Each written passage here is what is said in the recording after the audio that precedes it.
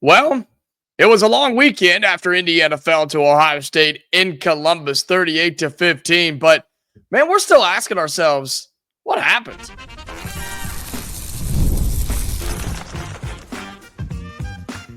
You are Locked On Hoosiers, your daily podcast on the Indiana Hoosiers. Part of the Locked On Podcast Network, your team every day. Welcome in. It is the Locked On Hoosiers podcast. I'm your man, Jacob Goins. I appreciate you being here, making this your first listen or your first watch every single day. We are part of the Locked On Podcast Network, which is your team every day. Today's episode of Locked On Hoosiers is brought to you by FanDuel. You can start the season with a big return on FanDuel. New customers can place a $5 bet, and you'll get started with $150 in bonus bets if you win your first $5 bet. Visit FanDuel.com to get started. Well, thank you so much to all my everydayers, those of you who come back Monday through Friday and check us out on the bonus episodes over the weekend. Had a big one reacting to this Indiana and Ohio State game, and hopefully there's some new folks here from that video this weekend and from that audio version as well. So thank you so much for being here. And we're still asking ourselves, as Monday has arrived, a new week has started, we begin to flip the page away from what happened in Columbus. But that's the question. What happened, right? What in the world went wrong for Indiana to lose 38-15 to the Ohio State Buckeyes? And look, there's a ton of reactions here. There's a ton of responses. There's a ton of different answers, right? Believe me, I saw a lot of them this weekend. And you can have your own opinion on what you think happened, but I think it's pretty simple. I think the formula for Ohio State was, let's get into this game, let's get comfortable, and then let's come after Curtis Rourke. And that's exactly what they did. They also decided, hey, we have two of the best receivers in college football. We should probably throw to them. And it worked out pretty well. They also realized that they have two of the best running backs in college football, and they decided that they should probably use them. Will Howard is Will Howard. I mean, he's fine. I'll take Curtis Rourke over him, but I'd also take a lot of the talent on that team compared to what Indiana has, and that's no hate on our guys of Cooper or Surratt or Lawton or Ellison, who, by the way, running game was going pretty well for Indiana against a top 5 rush defense in all of college football. More on that in a moment. So, plain and simple, you want to know what happened against Ohio State? You want to know how Indiana lost or why we lost against Ohio State? It's because they have a $20 million roster and we do not. It's because that they have, as I just said, two of the best receivers in college football and we do not. They have two of the best running backs in college football and we do not. And they have legitimate NFL dudes all over their defense, and we do not. Does Indiana have good receivers? Yeah, we absolutely do. Very impressed by them all season long. Do we have good running backs? Yes. They were eating on Saturday, and I'm still confused on why they didn't touch it more.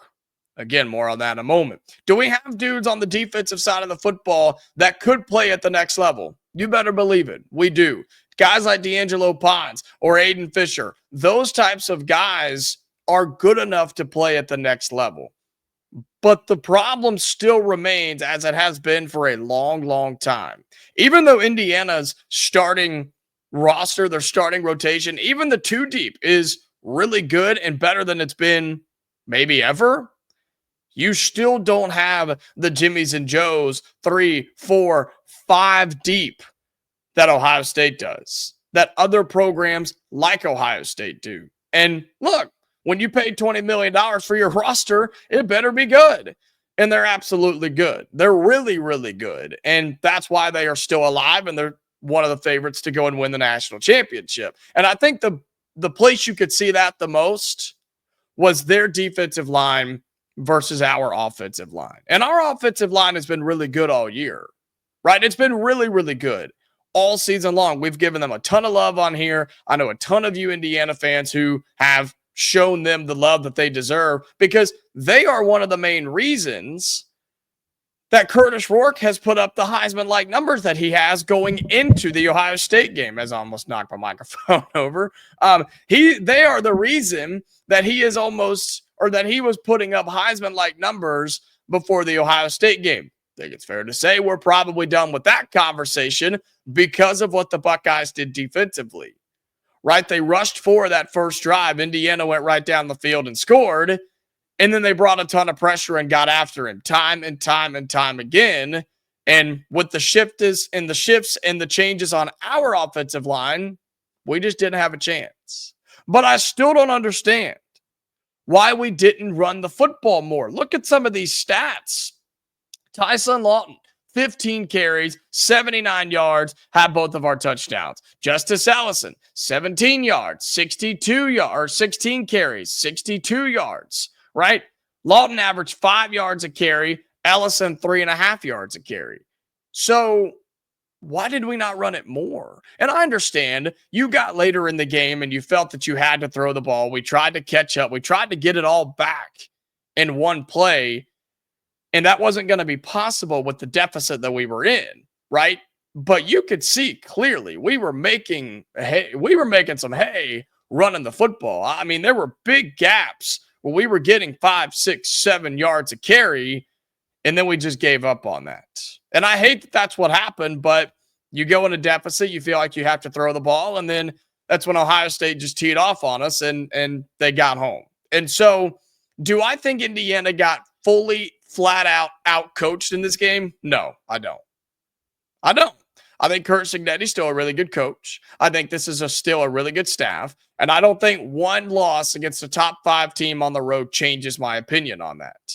But I don't think Ohio State came in with just this crazy good game plan and executed everything to perfection. Again, they got stopped inside the 5. They also had a punt return touchdown to help them. And you use some of those things to where, and a muffed punt. Like, you had so many things that did not go our way, but also didn't go their way. Like, again, I said it over the weekend. I just don't know if you're at least a coach on the Ohio State staff, you're not satisfied. You like the win, but your team did not play well.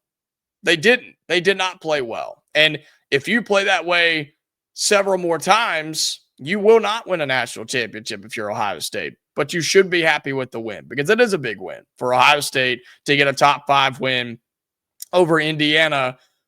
But I just think Indiana's still kicking themselves walking out of this game. You may never get that type of talent here, and that's okay.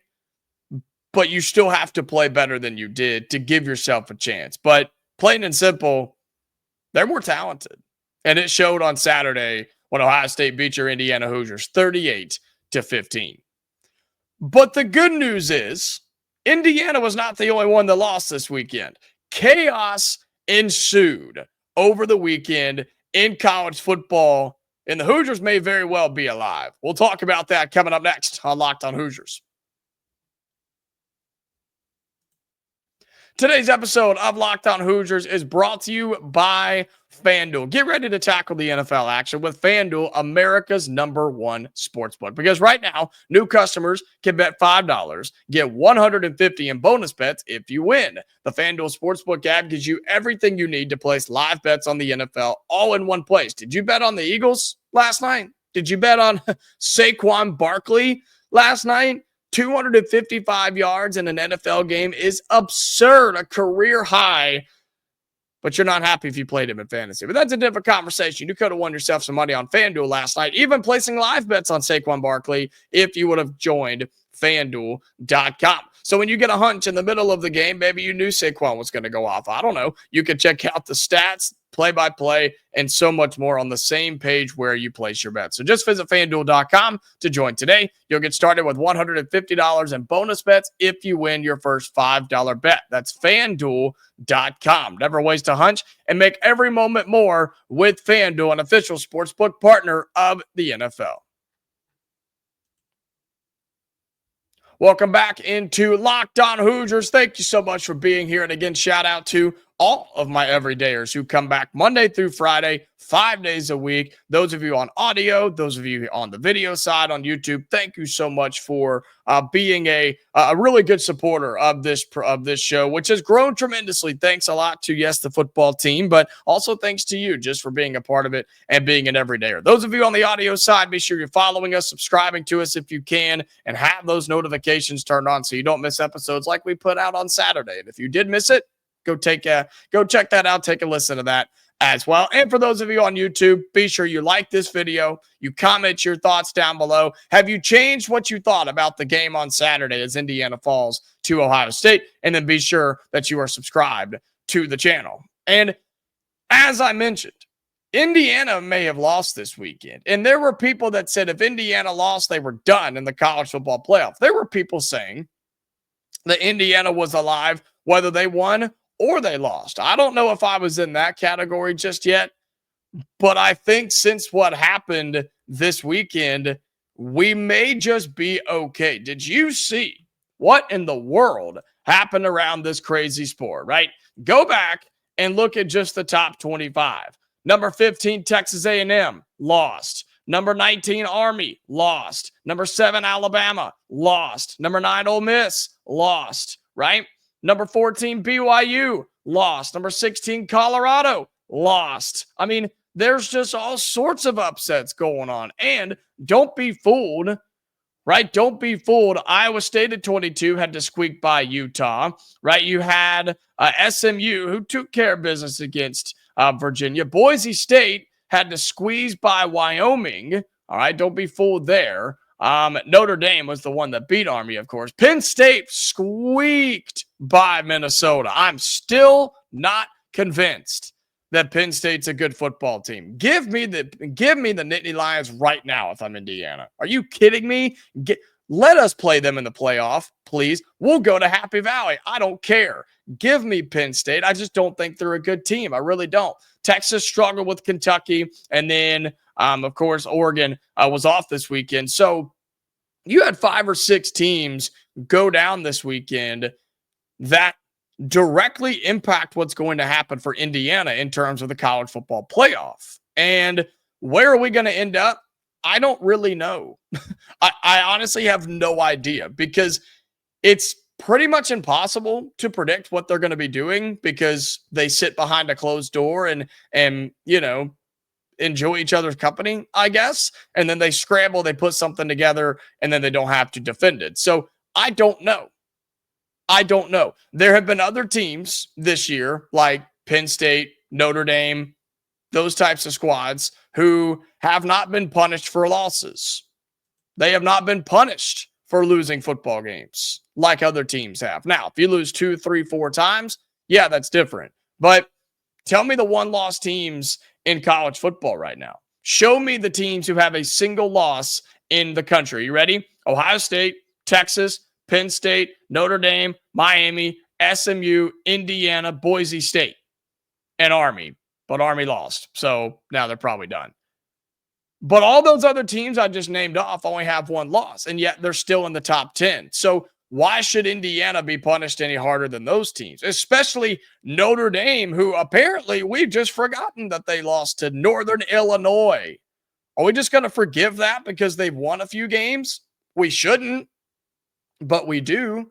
We have, and we will, which is unacceptable to me. And so with all of those other teams losing this weekend, I don't think Indiana crashes as hard as we think. I don't think Indiana just bottoms out and drops out of the top 25 and doesn't get to the college football playoff.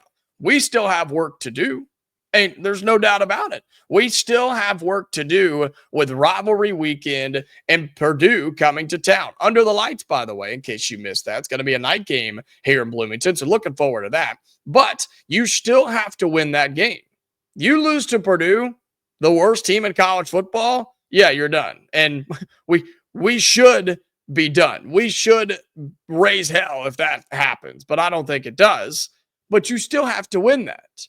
And I know there are mathematical situations for several teams to still make it to Indianapolis for the Big Ten championship game. But I just don't see any of that happening. I don't see Michigan beating Ohio State, even though I think Michigan's a solid squad. I don't see Indiana losing to Purdue. I don't see it. I really, really don't. And I'm looking up I forget who Penn State is. Oh, they play Maryland at home. Okay. So none of those teams are going to lose. They're not going to lose. And so your Big Ten championship game is going to be set. But I still think Indiana could benefit from not playing in the Big Ten championship game. I wanted to go. Don't take that the wrong way. I wanted to go. I wanted to get there. I wanted to represent and try to make history for the Indiana football program with a Big Ten championship. But now that we're not most likely going to be there, we can be one of those teams that just kind of sits back and watches and sees what happens and be a beneficiary of not making your conference championship game. You saw Alabama do it a couple of years ago out of the SEC, and I think it's going to become a more popular thing. I really do, because what do you gain? If you are Oregon right now, why in the world would you want to play in your conference championship game? Why would you want to play in Indianapolis for the Big Ten?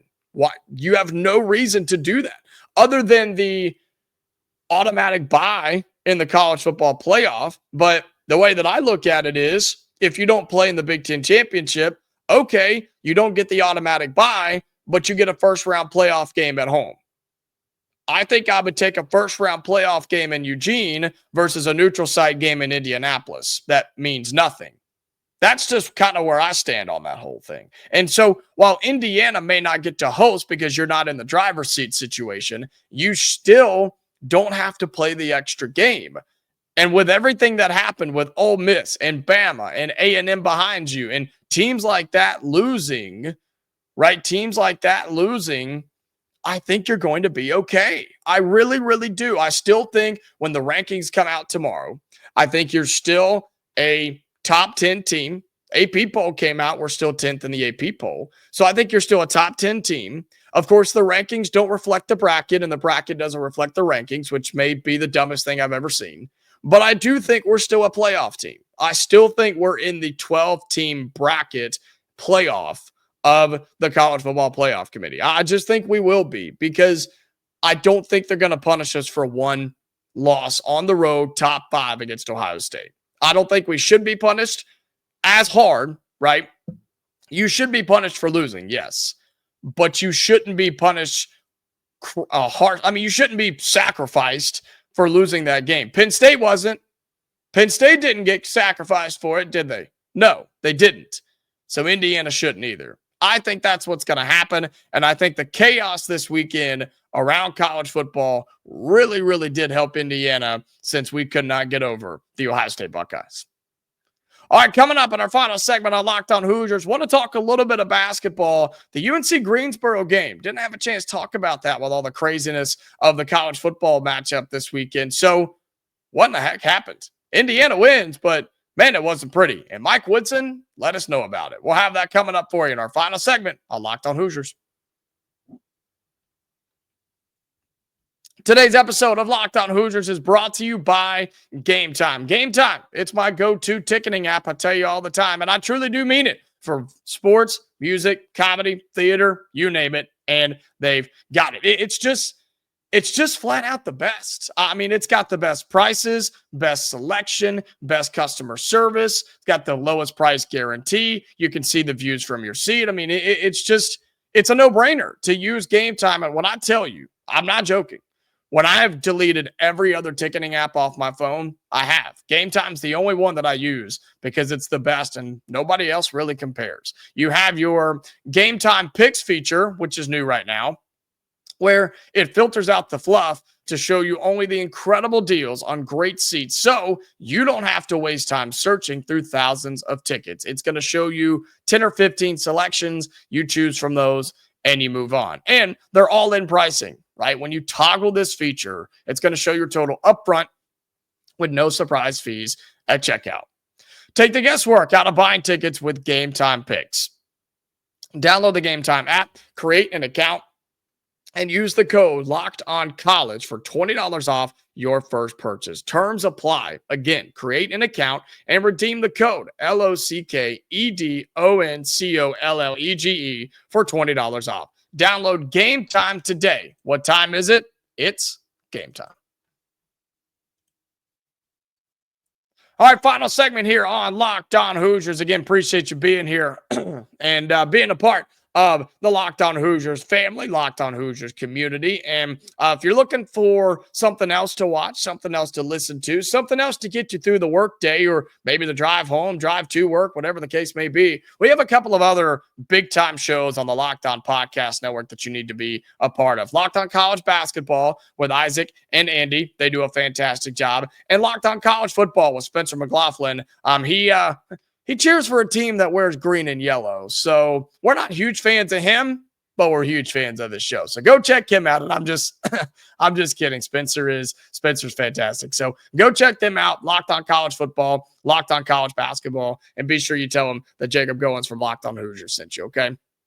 Well, speaking of basketball, again, I know that this kind of slipped through the cracks a little bit with all the football coverage we had late last week, but Indiana did play a basketball game. They played UNC Greensboro. This was Thursday night. 69-58 final score. You win by 11. Okay. You go undefeated still. All right. But, man, it wasn't pretty. Man, it was not pretty. And Mike Woodson let us know about it. Said his team was selfish. Said they played lazy. Said that they are not playing together. Right? He called out the assist numbers for this team who had 25 made field goals as a team and had 16 assists on those. I mean, Indiana shot terrible, though. That's what you got to highlight here. You shoot 41% from the floor. That's atrocious. You shoot 26% from three. Yikes. 5 of 19. Why are we shooting 19 threes? We're not there yet as a team. You shoot 87% from the line. That's pretty solid. You do out-rebound them only by 5. You also create a bunch of turnovers, but you force a bunch of, well, I guess you create a bunch of turnovers, but you committed a lot of turnovers. That's what I meant to say. And overall, I don't know. It just didn't seem like a clean game. And I watched it Thursday, and I've gone back since and watched it again and watched a lot of the highlights over and over. And I don't know. Something just didn't feel right about this game. I think there was a lot going on here. I think it was one of those games where they thought we thought we could roll in here, just play, roll in like we're pulling up at the Y and get a win and not have to worry about it. And that's not a bad UNC Greensboro team, man. The Spartans gave us everything we had and everything they had and everything we wanted, really. And I can't stress this enough. You cannot take anybody lightly in college basketball anymore. College football is the same way. You're going to see that in college baseball too. I mean, you're going to see it across all sports. You cannot take anybody lightly anymore. This is not the 90s. This is not the 80s. This is not even the early 2000s. You can't schedule the UNC Greensboros of the world and just expect to beat them and roll by 30 at home because it's a Thursday night. They've got enough dudes, and there's enough good coaches out there right now, too, to where anybody can beat anybody. Look at all the upsets in college basketball, man. Do we want to be there? I don't think so. So Indiana's got to focus up here. You do get the win, 69-58. You look around some of the box score really quick. Good to see Myles Rice still doing his thing. I mean, Myles Rice is a baller, and he's going to be the best guard we have on this team. I think he is the best guard that we have on this team. Shooting, he did fine. But for him and Bryson Tucker to be the only guys in double figures, that's an issue.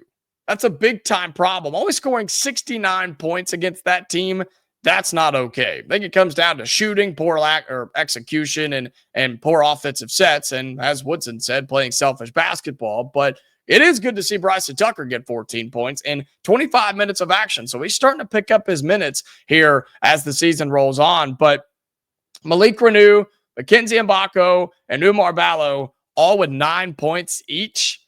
That's okay. It's not great. That's okay. But my God, Mackenzie, can we quit shooting, man? That was terrible. 2 for 11 from the floor. That's horrific. And then Kannan Carlyle goes 1 of 7 from the floor as well with just 3 points. And so I think that's where the reaction from Mike Woodson and from a lot of you comes from is if you're not shooting well, find somebody else that is. Like, I get it, shoot or shoot, and you got to get out of a slump somehow. Totally understand. I played enough basketball. I get that. But, man, if you're 2 for 11, let's maybe think about passing that basketball. 1 for 7, and maybe time to pass one more time and find somebody else. I mean, that's just not good, effective team basketball. And against better teams, if you shoot that poorly and you individually continue to shoot that poorly, you're going to get your team beat. You play like that in Atlanta's coming up this week, you're in trouble if you're Indiana. And so this was not the game you were looking for going into this tournament at all. Like, at all. You were not looking to go and play a crappy game before you go and play Louisville in the battle for Atlantis. And you've got an opportunity to play some really good teams this week, starting on Wednesday night or Wednesday morning, afternoon, I guess, against Louisville. So hopefully you could shake that off. Hopefully it was just a bad shooting night, and we're still really talented. We're still a really good basketball team. I'm not worried about that. Defense was fine. But we can't go through shooting woes like we did and only have 1 or 2 players that has a good night. I don't know if we're good enough for that.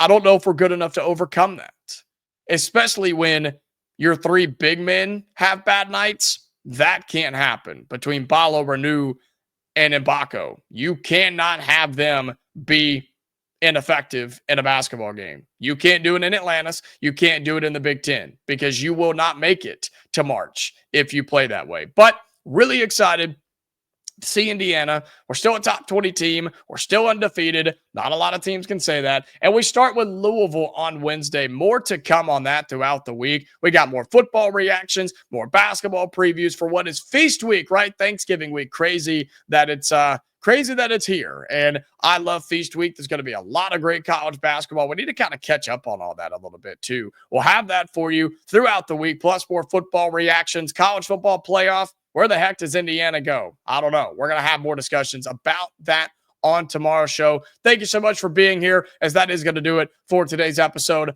of Locked On Hoosiers. Again, for those of you on audio, be sure you're following us and have those notifications turned on. And for those of you on the video side on YouTube, like this video, comment down below your thoughts. Indiana basketball. Are they all right? Are we good? What do you think? Make sure you let me know, and then subscribe to the YouTube channel. We're back tomorrow, Hoosier fans. All right. So until then, stay safe, and I'll talk to you later.